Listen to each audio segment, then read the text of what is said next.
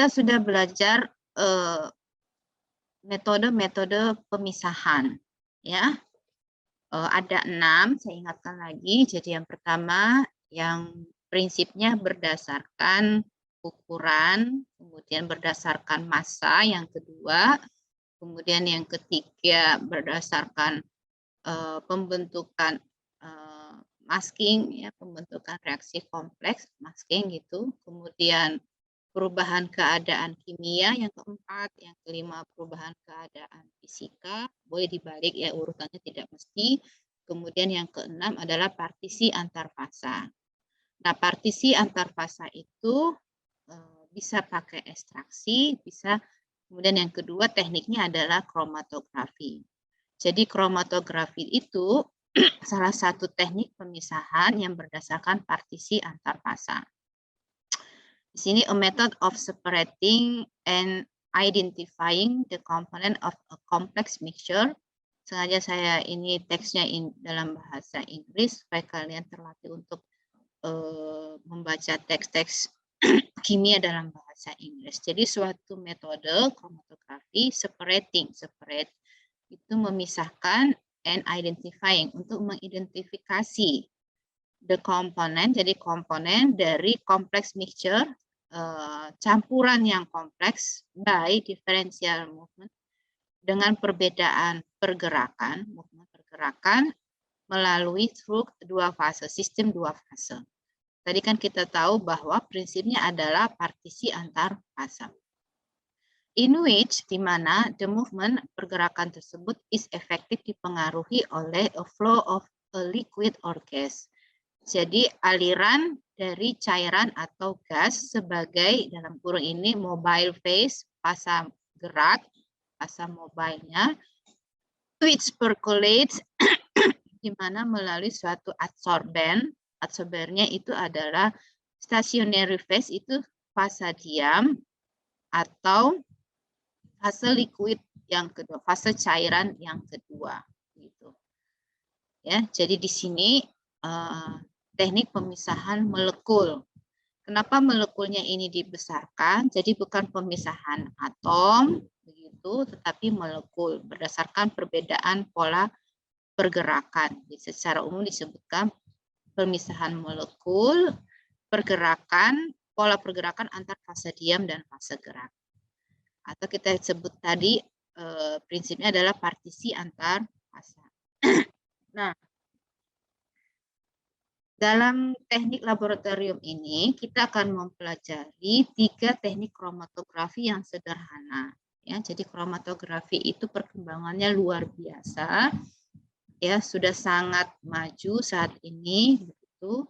Di sini ada kromatografi kertas yang sederhana, ada kromatografi kolom, lalu ada kromatografi KLT, lapis tipis. Ya, yang paling sederhana ini kromatografi kertas. Ya.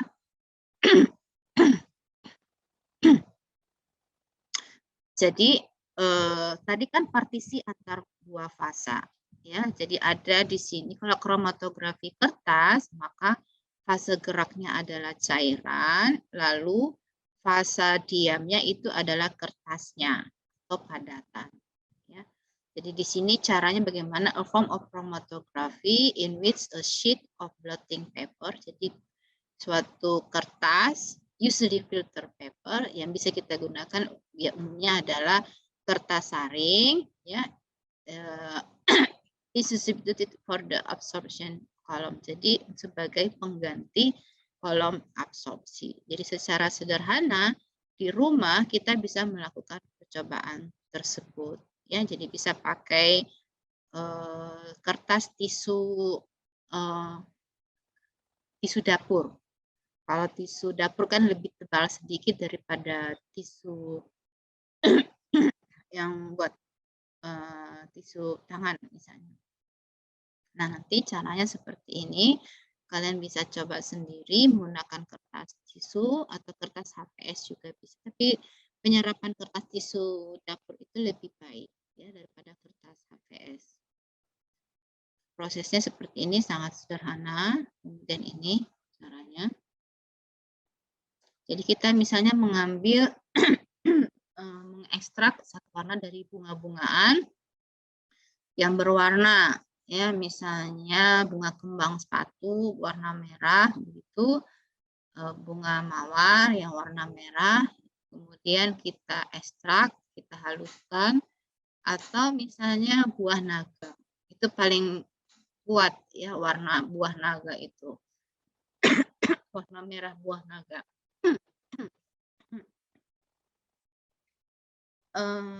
Lalu nanti kita totolkan pada kertas, lalu kalau di rumah itu etanol mungkin tidak ada, bisa pakai spiritus ya. Di rumah mungkin ada spiritus, maka pelarutnya kita bisa pakai spiritus. Spiritus itu adalah metanol, komposisi utamanya. Biasanya campuran alkohol, tapi komponen utamanya adalah metanol. Jadi kalau di rumah bisa kita praktekkan melakukan pemisahan kromatografi kertas ini.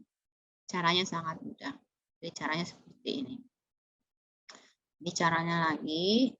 Nanti, nah ini kita bisa memvariasikan dengan waktu. Setelah pengamatan kita lakukan dengan waktu, misalnya seperti itu, ya. Nanti kita bisa lihat berapa kecepatan laju. Jadi kenaikan, tadi movement, pergerakan dari sampel kita dibandingkan sampel yang lain.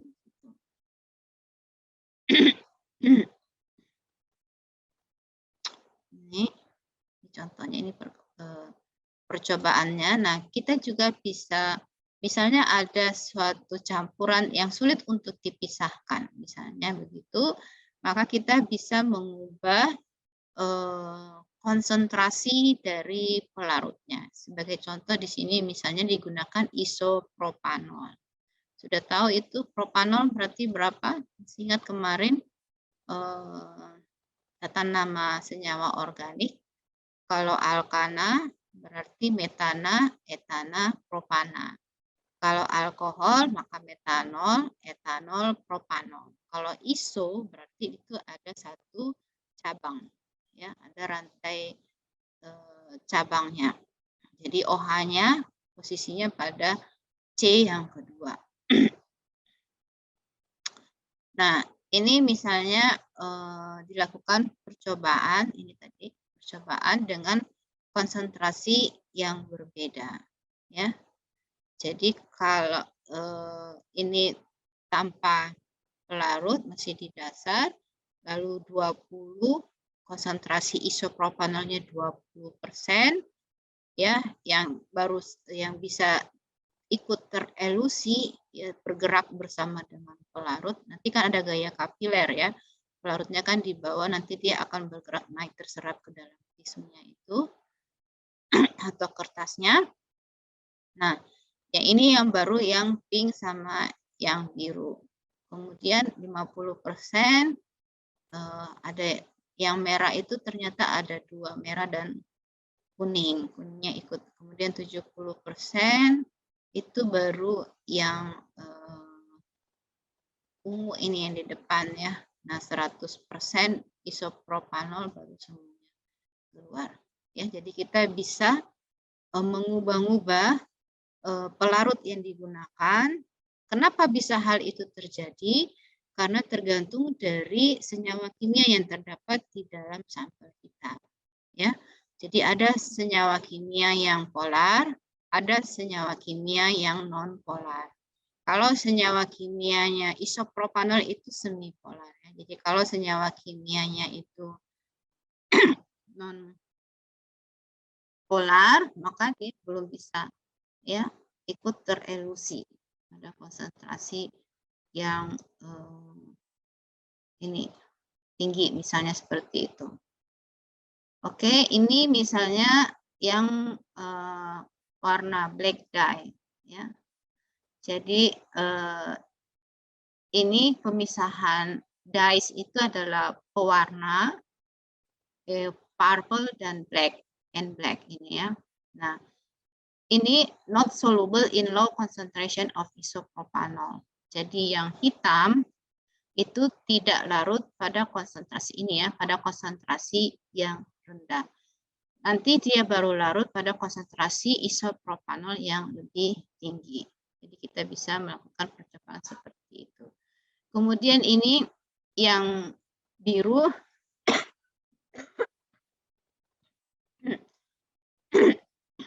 Jadi yang biru cukup larut ini.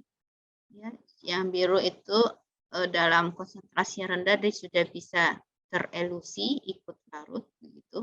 Yang biru, kemudian yang green, yang ini yang green ini ya yang green pada suhu yang pada konsentrasi yang rendah juga itu kelarutannya tidak terlalu banyak. Gitu.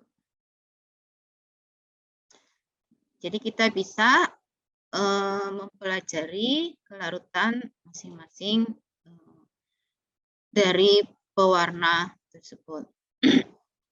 Oke, ini banyak sekali macam-macam yang bisa kita lakukan dan sangat ini yang bunga-bungaan tadi misalnya. Ini bunga Kamboja.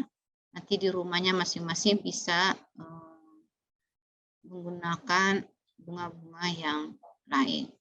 Oke. Ada pertanyaan tentang kromatografi kertas?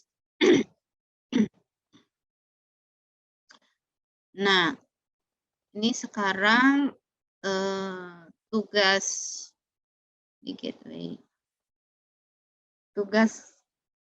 kelompoknya. Tugas kelompok. Nah, buatlah satu eksperimen sederhana. Tentukan dulu ya sampel yang akan ditentukan. Jadi setiap kelompok, silahkan diskusi, setiap kelompok menentukan sampel yang ada di rumahnya begitu, sampel berwarna. Sampel berwarna yang akan dipisahkan secara kromatografi kertas. Nah, harus berbeda setiap kelompoknya. Nanti kalian mensubmit tugas tersebut. Nanti pakai pelarutnya spiritus aja yang ada yang mudah didapat di rumah gitu. Etanol juga bisa. Jadi kalau di rumah ada yang perempuan biasanya etanol pembersih wajah atau etanol 70% di rumah. Silakan setiap kelompok tidak boleh sama. Jadi misalnya bunganya atau sampel berwarnanya apa? Misalnya bunga tadi kembang sepatu, bunga mawar merah, gitu ya. Nanti kalian jadi dibuat video singkat, ambil bunganya, gitu. Ini kerjaan kelompok. Kerjaan kelompok, tapi kalian orangnya pisah-pisah ya. Ya monggo, nanti tugasnya dibagi. Jadi satu kelompok cukup satu video singkat 3 menit apa 2 menit tentang proses pemisahan ini supaya kalian latihan sendiri di rumah. Bisa menggunakan spiritus. Spiritus itu isinya metanol atau bisa menggunakan alkohol wajah itu ya, pembersih wajah etanol. Misalnya, atau kalau ada di rumah etanol buat pembersih luka yang 70% di rumah. Silakan ada pertanyaan sampai di sini. Ada yang mau bertanya? Tentang tugasnya jelas, jadi tugasnya seperti tadi. Nanti kalian menggunakan tisu dapur. Tisu dapur itu lebih tebal daripada tisu biasa. Bisa dibeli ya. Kalau yang tinggal di kota mungkin ada insya Allah. Kalau kertas HVS itu bisa juga tapi daya serapnya kurang baik. Yang paling bagus itu cepat. Jadi dalam 5 menit itu sudah selesai. prosesnya bisa selesai dalam 5 menit. Silakan diskusi, kemudian tuliskan di sini. Saya ambil air minum cepat. Setiap kelompok harus beda ya. Jadi dengan warnanya. Jadi misalnya bunga Kamboja tadi kan ada yang warna kuning, ada yang warna merah, jadi Kamboja kuning, Kamboja merah, jadi apa yang ada di halaman rumahnya begitu kira-kira. Silahkan. Ada yang mau ditanyakan? Sudah ada yang menjawab. Kelompok 7 kunyit, bagus sekali ya. Jadi kunyit memang pewarna kuning orange yang sangat tajam. Spidol warna-warni, Anissa kelompok 1. Oke, jadi kelompok 7 sama kelompok 1 sudah. Silahkan kelompok yang lain berdiskusi. Tadi sudah saya berikan contohnya yang lainnya. Nanti saya tuliskan tugas kelompoknya.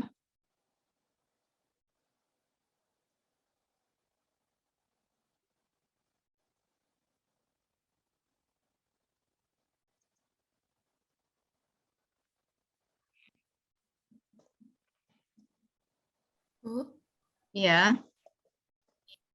mau tanya kalau kulitnya manggis bisa nggak ya, Bu? bisa.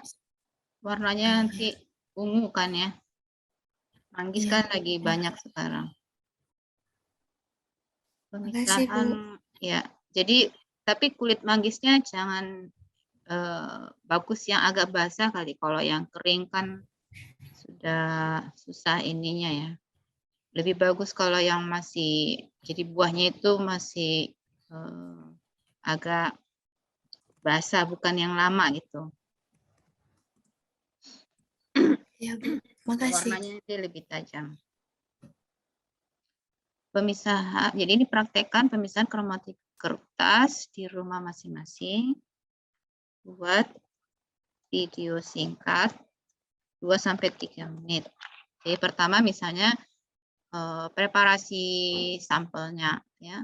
Jadi kalian menyebutkan kami dari kelompok berapa, misalnya dari kelompok 1, misalnya seperti itu. Ini sampelnya, jadi 2-3 menit saja durasinya. Dibuat video singkat gitu ya. Tentang pemisahan kromatografi. Jelaskan pelarut yang dipakai, misalnya pakai spiritus, metanol tadi, atau pakai etanol 70%, misalnya seperti itu. Satu kelompok satu nanti kalian berembuk siapa yang melakukan, karena kan posisinya sekarang kan di rumah masing-masing gitu ya. Nah, silakan monggo didiskusikan saja. Kali ini siapa yang mengerjakan, nanti tugas yang berikutnya siapa. Percobaan ini cepat banget. Jadi cuma kemudian ketika menotolkan sampelnya itu ya, jadi totolkan sampelnya di kertas dulu, baru dimasukkan ke dalam beker. Nah, nanti bekernya kalau di rumah nggak ada, pakai gelas bening aja. Ya, pakai gelas bening, isi dengan pelarut tadi, dikasih batas garis, baru dimasukkan ke dalam gelas bening tadi. Kemudian atasnya itu bisa pakai lidi ya, supaya kertasnya itu tidak ini. Jadi bagian atas dari kertas itu kita lem pakai lidi biar dia tergantung di atas. Gitu ya.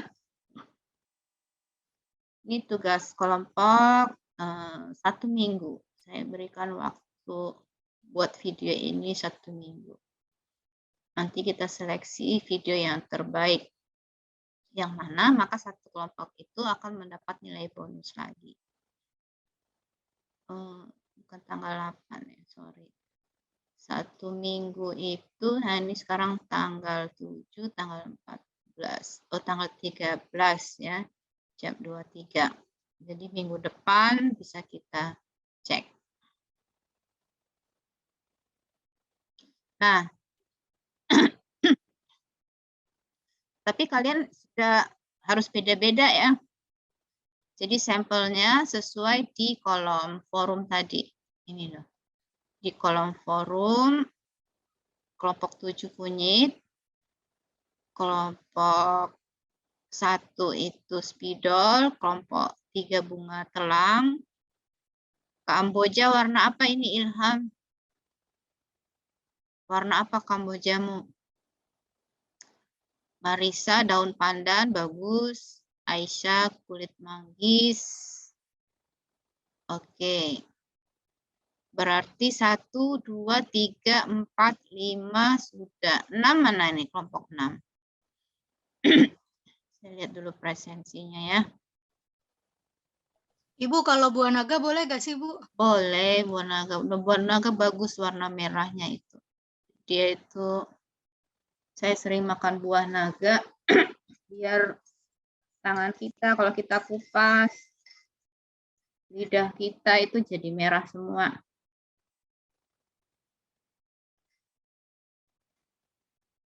Saya lagi minum jahe, serai, lemon, pakai madu karena batuk.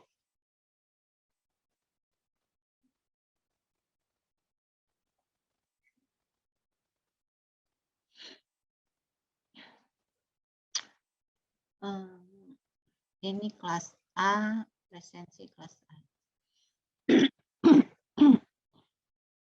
Nah, kreativitas dalam membuat video tadi ya 2-3 menit aja, jangan terlalu panjang. Jadi kalian boleh misalnya menambahkan tulisan, misalnya seperti itu ya. Seperti video-video yang biasa kalian nonton di YouTube misalnya seperti itu. Untuk membuat video tersebut. Nah, nanti kita ada polling video yang terbaik nilainya gitu ya. Nanti jadi kalian upload videonya. Kelompok 6 kelompok 2 Kamboja warna pink. Oke. Berarti semua sudah ya. 7 kelompok ini semua sudah punya 8. Kelompok 8 belum. Kelompok 8 itu Eriani, Gilbert, Lulu. Mana nih kelompok 8? Kelompok 8 sudah belum?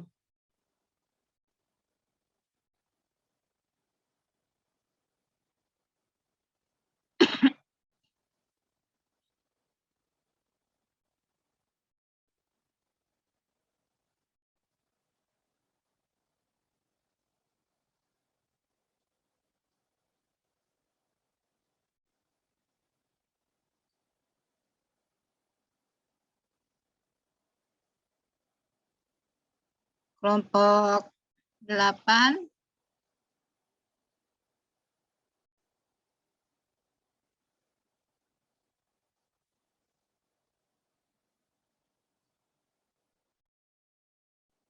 kelompok 8 Eriani, Gilbert, Lulu, pancinya nggak ada, Ruth. Ya. Sudah belum kelompok 8? Ada orangnya ini ya kelompok 8. 7 sudah, 1, 2, 3, 4, 5, 6, 7. 8 mana? Halo, kelompok 8? Oh, Gilbert Udah, baru Bu, masuk. lagi mau ditulis. Oke.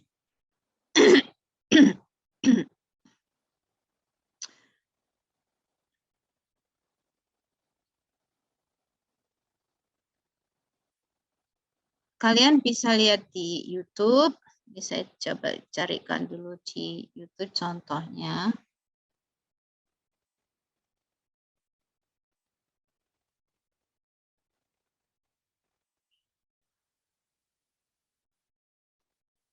Ini saya share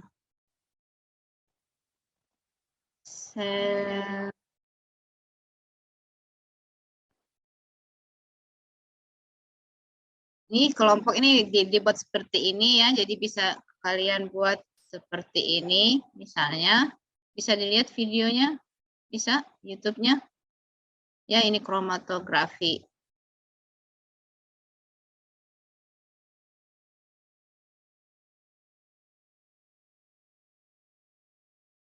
Tapi kalau kalian nggak bisa ketemu masing-masing, mungkin fotonya aja kali ya. Nah, mereka juga ayat Al-Quran yang terkait dengan proses itu, misalnya disampaikan, ada cuma proses pemisahan. Prinsip itu nggak perlu misalnya langsung aja misalnya ke proses ini, proses pemisahannya. Kan ini durasinya 7 menit, kita cuma 3 menit.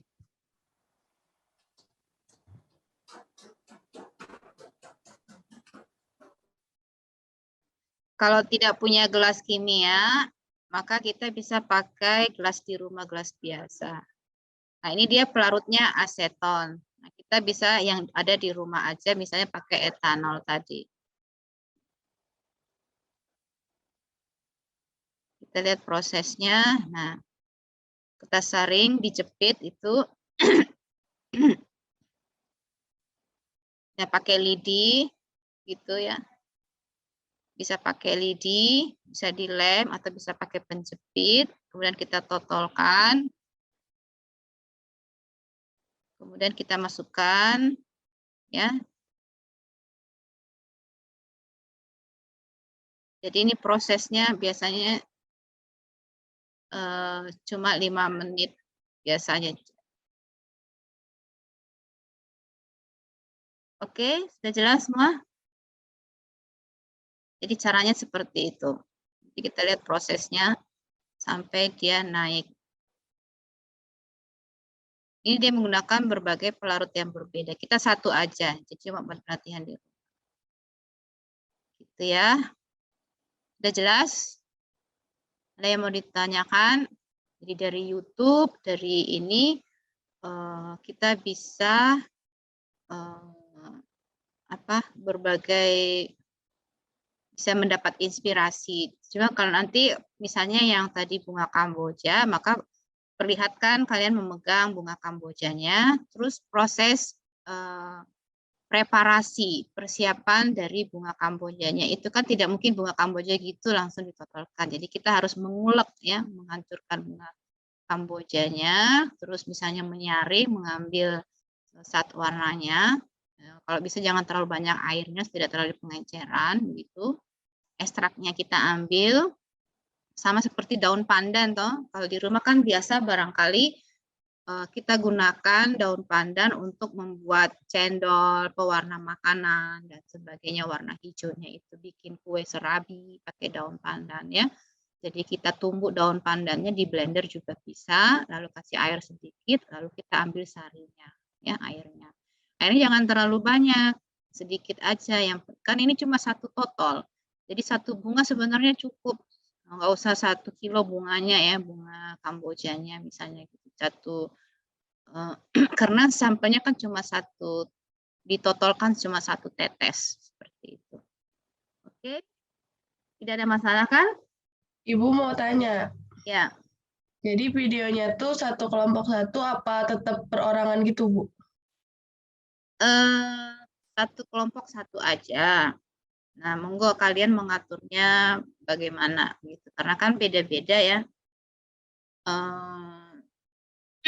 Supaya saya tidak mau terlalu membebani gitu ya. Kalau mau masing-masing juga boleh, tapi 1 kelompok 1 nanti di-share. Nah, kalian bisa bagi tugas. Jadi misalnya 1 yang melakukan percobaan, 1 yang editing, 1 yang menambahkan tulisan, gitu loh. Bisa bagi tugas. Jadi ini kan waktunya 1 minggu. Kalian buatlah video sebaik mungkin. Misalnya seperti tadi ya, ada kelompok itu ada 5 orang, ada fotonya masuk. Kan kalian berjauhan nih, nggak bisa ketemu. Nah, tinggal bagi tugas aja. Jadi siapa yang melakukan percobaan, nanti siapa yang editing video, yang menambahkan animasi, apa dan sebagainya. Jadi tinggal bagi tugas aja gitu. Gitu ya. Supaya tidak terlalu berat tugasnya, terlalu banyak. Jadi cukup 1 kelompok, tapi masing-masing setiap orang dalam kelompok itu harus submit ya di Google Classroom-nya itu di tugas tadi. Jadi jangan hanya satu orang yang submit, tapi semuanya harus submit gitu. Jadi masukkan namanya, NIM-nya kayak tadi ya, cuma 3 menit. Prosesnya kan sebenarnya cuma tadi kan dia pakai 3 pelarut, kita cuma 1 aja. Nggak usah sampai 3 pelarutnya gitu.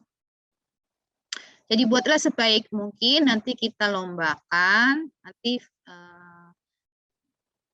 saya beri form ya, masing-masing nanti upload di forum begitu, terus nanti masing-masing kelompok. Jadi misalnya yang upload itu di forum kelompok 1, maka kelompok 2, 3, 4, 5, 6, 7, 8 itu memberi nilai ya.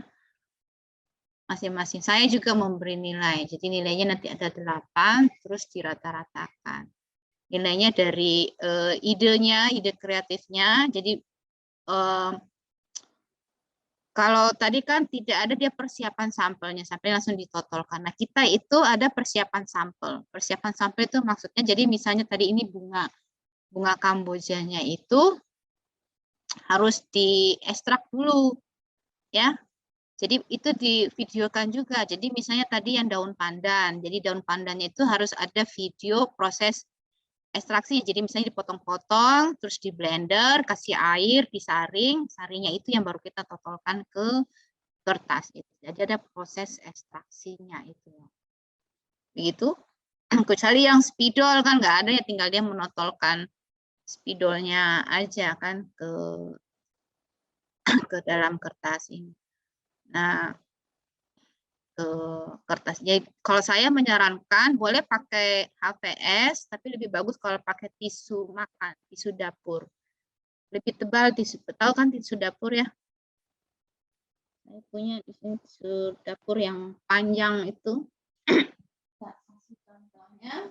Yang agak kasar bukan, Bu? Ya.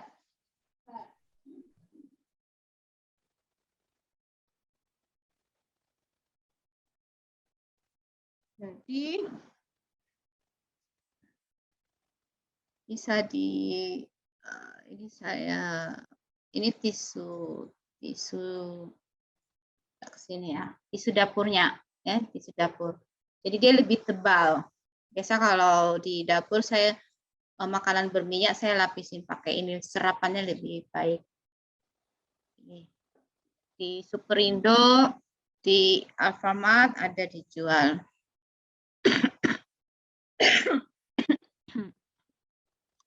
Baik, kita lanjutkan. Berikutnya adalah kromatografi lapis tipis. Ya ini ya. Sebenarnya ini sama dengan prinsip dengan kromatografi kertas. Cuma medianya yang kertas itu kita ganti dengan lapis tipis. Nah, lapis tipisnya itu terbuat dari silika gel, alumina atau selulosa. Nah, dibandingkan dengan kertas, pemisahan dengan menggunakan lapis tipis itu pemisahannya menjadi lebih baik, lebih homogen, lebih rata, dan lebih cepat. Ya, jadi prinsipnya sama dengan kromatografi kertas, hanya kertasnya kita ganti dengan lapis tipis yang terbuat dari silika gel, alumina atau selulosa. Kalau zaman saya dulu buat mandiri sendiri ya, jadi kita buat silika gelnya sendiri dibuat tipis. Nah itu biasanya karena manual, ya kita membuatnya kadang ketebalan silikanya itu tidak sama di setiap sisi, kurang homogen. Kalau sekarang sudah ada yang dijual, yang dibuat oleh industri itu biasanya dia lebih homogen. Jadi kalau ketebalannya tidak sama, maka laju alirnya nanti menjadi tidak sama. Kalau yang tebal kan lebih lambat daripada yang tipis, gitu ya. Sama seperti kalau misalnya kita buat kue di rumah kan kadang ketebalan kuenya itu tidak sama, gitu ya, karena manual. Jadi prosesnya sama dengan kromatografi kertas tadi, cuma ini lapis tipisnya tadi silikanya kita masukkan ke dalam chamber ini namanya, atau gelas kimia tadi ya. Cara menotolkannya itu harus tegak lurus pada garis, jadi kita garis di bawah untuk menotolkan sampelnya. Lalu berikutnya adalah kromatografi kolom. Ya, jadi kromatografi kolom is a separation teknik pemisahan di mana stationary bed, jadi fasa diamnya itu dalam suatu kolom. Ya. Jadi partikel itu nanti bentuknya seperti ini. Jadi kan tadi prinsip, jadi yang diingat adalah prinsip kromatografi. Kromatografi partisi antar fasa. Antar fasa itu dua fasa. Kalau kromatografi fasanya itu fasa diam dan fasa gerak. Kalau kolom maka fasa diam itu bisa berupa padatan, bisa cairan yang melingkupi suatu padatan dimasukkan ke dalam suatu kolom. Lalu kita masukkan sampel, lalu kita masukkan pelarutnya. Pelarutnya itu adalah fasa geraknya, fasa mobilenya. Ya, jadi misal contoh ini adalah pewarna yang hitam, kita masukkan ke dalam kolom, nanti dia akan terpisah dari warnanya. Jadi misalnya warna kuning, merah, biru, seperti itu sehingga kita bisa memisahkan. Nah, dengan kromatografi kolom kita bisa melakukan proses preparasi, preparatif. Ya. Mengambil satu warna tadi, misalkan. Teorinya seperti ini. Nah, ini